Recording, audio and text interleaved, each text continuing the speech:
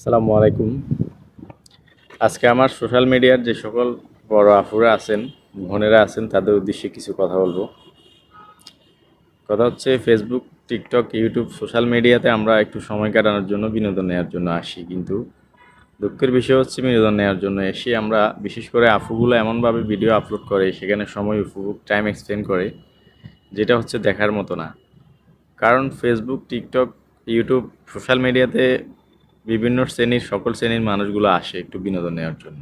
হয়তো কিছু সংখ্যক মানুষ আসে অর্থ উপার্জন করার জন্য, কিন্তু আমরা ভুলে যাই যে এটা হচ্ছে একটি বাজারের মতো। এখানে আমরা নিজেদেরকে এরকম ব্লেন্ড করে দেওয়া যাবে না। নারীরা, আপনি ভুলে যাবেন না আপনি একটা নারী, আপনার পর্দা আছে, আপনার ফরজ আছে আপনার জন্য, এবং যেটুকু শালীনতা আপনার বজায় রাখার প্রয়োজন অতটুকু আপনি রাখতে হবে। কিন্তু এমনভাবে কিছু আফুরা এখানে ভিডিও বানাই, নিজেকে উপস্থাপন করে, যেটা দেখার মতো না। এই ভুলে যাবেন না আপনি নারী, আপনার সংযততা বজায় রাখতে হবে, আপনার সীমাবদ্ধতা আপনার থেকে বজায় রাখতে হবে। দয়া করে ভিডিওটা বাজেভাবে নেবেন না। একটু ভিডিওটি যদি আপনাদের আফুদের চোখের সামনে পড়ে, নিজেকে একটু সংশোধন করার চেষ্টা করবেন।